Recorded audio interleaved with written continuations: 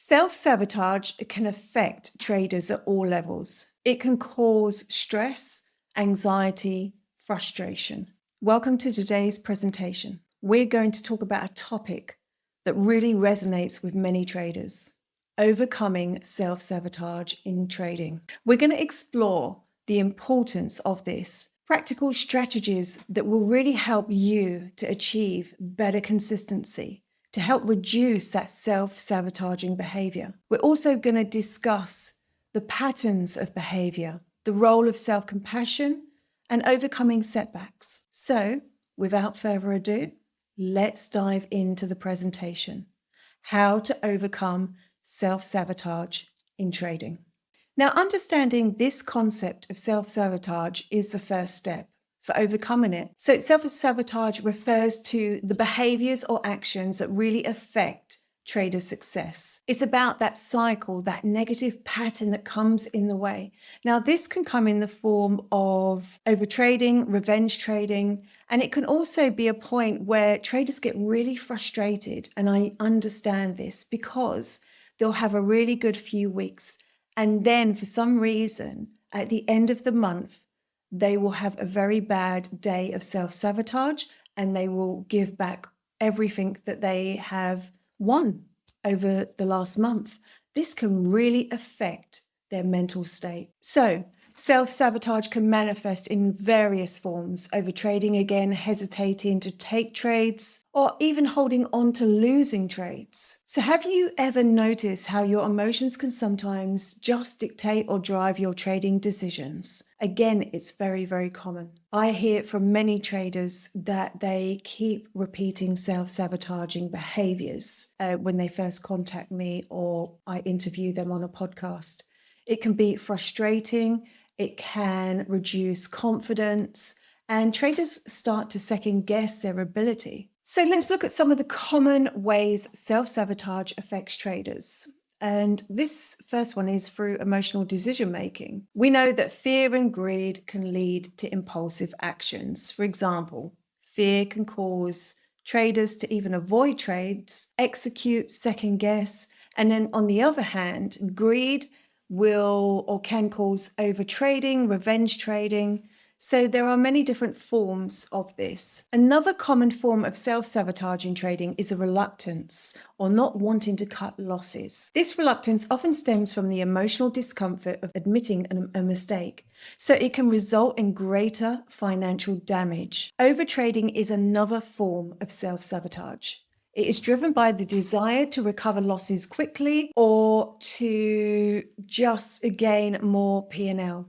This behavior not only increases financial loss, but it will start to have an effect on a trader's mindset and well-being. Now, you have to understand the impact of self-sabotage. That's the first step to overcoming it if you are experiencing it. But I have to say it's very, very common for traders. So every trader can take proactive steps to overcome these self-sabotaging behaviors once you start to identify. We're going to now look at the common forms of self-sabotage in trading.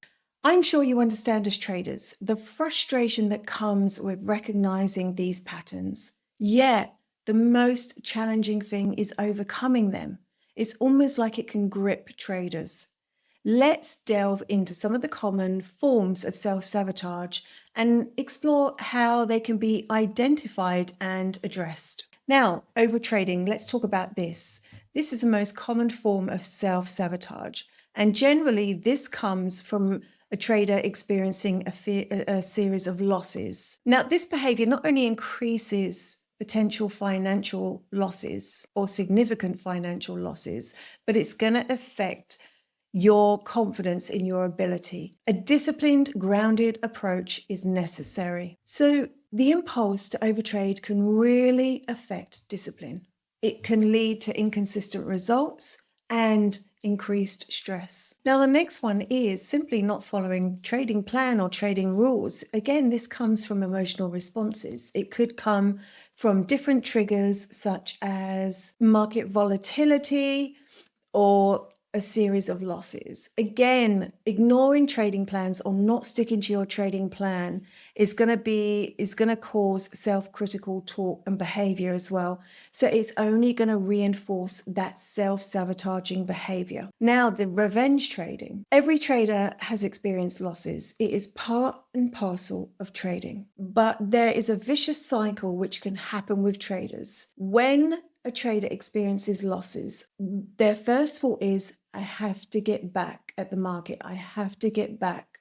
I cannot end on a red day. I don't want to end on a loss. I don't want to be wrong. It's a vicious cycle. And so it's so important to really start to be aware of these times, really have that self-awareness and be the observer of your behaviors. So you're one step ahead. And when you're in that mindset, you can take a step back, have a break, and then come back when you're feeling calmer. So ignoring trading plans, over trading, and revenge trading are very common forms of self-sabotaging behavior. Next is the fear of missing out. FOMO. Trades driven by FOMO often lack rationale. So many traders experience FOMO for so many different reasons. Some just want to be into the markets. Some want to be in the markets because there's a sense of urgency to quit their job or to succeed as a trader. Now, we know that this doesn't work well. It doesn't end well. So there can also be a reluctance to accept a loss and move on, which can result in greater financial harm. So understanding these common forms of self-sabotage is a very important step towards overcoming them. You have to recognize them in order for you to start to make changes.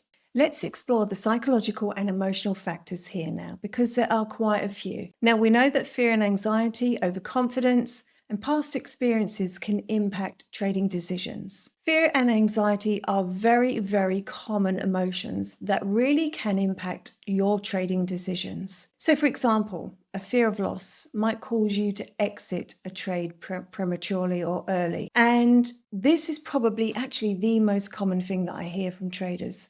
All they do is they want to cut losses, because this can be from past trading mistakes, or they just don't want to end on a loss. Anxiety. Now that can result in hesitation or avoidance, and this can also be a problem outside of trading. Many traders who experience anxiety can have trouble with sleep. They can start to withdraw. So if you are a trader who is feeling stressed or anxious, then please reach out. It's important to have that support. Now, being clear and understanding how fear and anxiety influence your trading is really going to help you to develop strategies to manage these emotions better, more effectively, so that you're more in control. You've got that observation, that self-awareness, and you can take a step back and start to review about how you can change this. Overconfidence. Now, this can sometimes be more detrimental than experiencing fear. When traders experience confidence, it's generally after a series of wins. You know, they've got that kind of real confidence, they've made it. I understand that, I do get it. But it can be very detrimental for traders, because you may increase your lot size, your perception may even change, and then sometimes greed comes in. So something else to be mindful of is past experiences, whether positive or negative. This can shape your trading behavior. So I'll give you an example. A trader who has experienced some losses, they may develop an aversion to risk. And this can lead to avoidance, hesitating to execute trades, and cutting winners. So on the other hand, past successes might even sort of breed overconfidence. So it's important to reflect on how your past experiences influence your present trading behavior. Most of the time, if I'm honest, most past experiences for traders are quite negative. They hold on to the negative past. So this is probably, again, one of the most important things in traders, or for traders, is to be aware of how your past affects you in the present. So there are ways, of course, to overcome and let go of the past. and to also overcome self-sabotaging behavior. And we're going to talk about this more right now. Now, let's explore some effective strategies to help you stay on track and achieve your trading goals. Now, the first and most important step is self-awareness, because if you're not self-aware of your self-sabotaging behavior, of how you're performing, of your mindset, then it's impossible to change. So self-awareness is key in trading. Now, be mindful as well. What we do all day, every day is 95% subconscious. That includes trading. And what I mean by that is a lot of the time, traders are not aware consciously in that present of what they're doing. It's afterwards. And especially when emotions take over as well, this can be a double negative effect. So self-awareness is key. And there's many different practices that you can use to enhance and improve self-awareness. Breath work, meditation, mindfulness, but we're going to talk more about that now. So mindfulness and sort of emotional regulation are really effective for helping you as traders long term. I've spoken about these techniques quite a few times now, but say for instance, deep breathing, coming back to your breath during trading. If you feel yourself in a space of just feeling stressed that you're about to go on tilt, come back to your breath. It is your anchor. I cannot emphasize the importance of and the benefits of breath work for every single trader. So my advice is to do 2 to 3 minutes of breath work before you start your trading session, during trading, and after trading. It is really going to help you to make better decisions and also to stay calm and composed. Again, setting good, realistic goals. That's really important. Following your trading plan, having good risk management. And we're going to talk more about the practical tips for implementation. Now, how do you implement these strategies? How do you stay consistent? Well, it's about using a trading journal to stay on track. And again, this can really help to identify patterns of self-sabotaging behavior, where they triggered or how they manifested. It can just give you more information about you as a trader, how you perform, your personality, your mindset. Highly recommend having a trading journal of some form. And then, of course, you're going to regularly review and update as you need to your trading plan and your journal. And it's about setting time aside, really having that time to implement practices that work, like meditation, breath work, putting time aside for you to really work on your psychology of trading. This is really important for you, because we know that trading is a mental and an emotional game.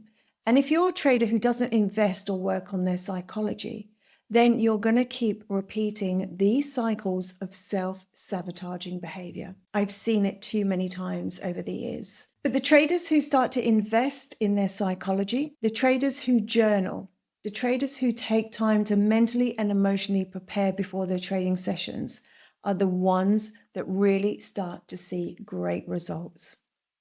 I'd like to talk to you about the 3 important S's for traders. These essential qualities can significantly improve your trading success. And the 3 S's are self-awareness, self-compassion, and self-belief. These qualities, which I refer to as the 3 S's of trading, can improve not only your performance, but your overall experience as a trader. Again, self-awareness is the first and perhaps the most important quality to develop as a trader. It involves, as we know, understanding your emotional responses, recognizing all of your strengths, your weaknesses, and being mindful of your behaviors and your decisions. So take a moment to reflect on you as a trader. Now, moving on to the second, self-compassion is equally important in trading.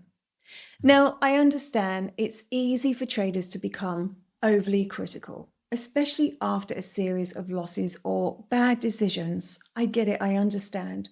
However, self-compassion invites you to treat yourself with the same kindness you would to a friend. Now, when you experience setbacks, recognize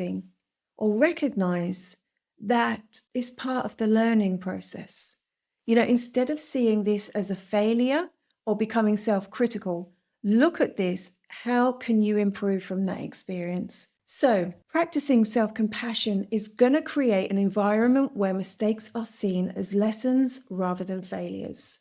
It's going to change and shift your perception and your perspective, and it's really going to help you to be kinder to yourself, more accountable, and your biggest supporter. This is really, really important. Lastly, self-belief. This quality might be the most powerful one in your trading. Now, to succeed in trading, you must believe in your ability. You must believe in your strategy. Self-doubt is only going to hold you back. It's going to cause hesitation, and it's about trusting in your knowledge and your skills. Have confidence that you can make good decisions. And if you're in a cycle of self-sabotage, just have that faith and know that you can change this. Building self-belief starts with celebrating successes and really reinforcing a positive mindset. So I urge you all to focus on developing these 3 vital qualities: self-awareness, self-compassion, and self-belief.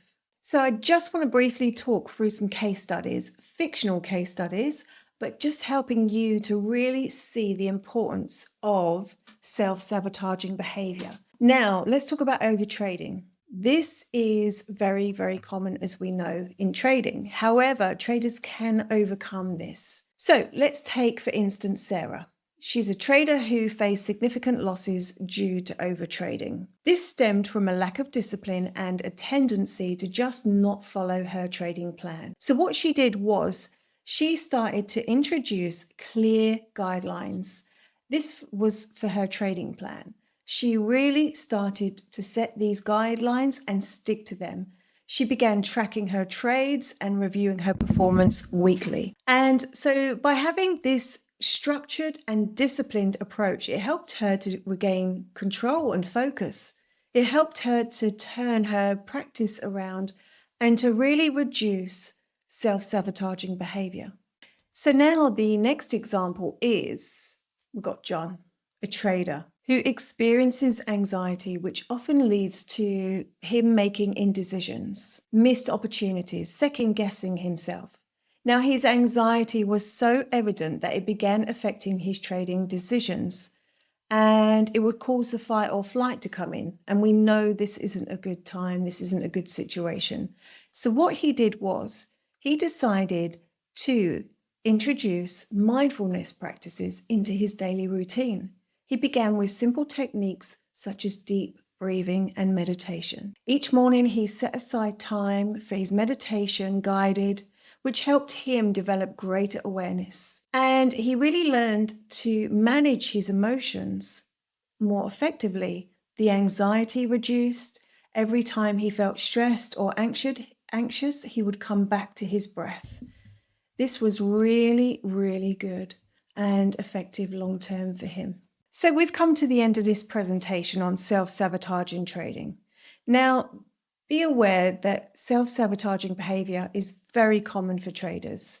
But the good news is traders can overcome this behavior. But it takes time, it takes commitment, consistency. And it is the first step, being aware of your triggers. Why are you experiencing and doing self-sabotaging behavior? That's the first step, to really do that. And we've talked about the ways how you can start to identify this and start to change it, start to challenge it. It's not impossible. It is absolutely possible. Now, if you need any help, if you're experiencing self-sabotaging behavior and you don't know what the next step is, if you have any questions, please comment below because I'm more than happy to help. So I hope this presentation has helped and that you can take away some valuable advice and suggestions from this. See you next week. Thank you.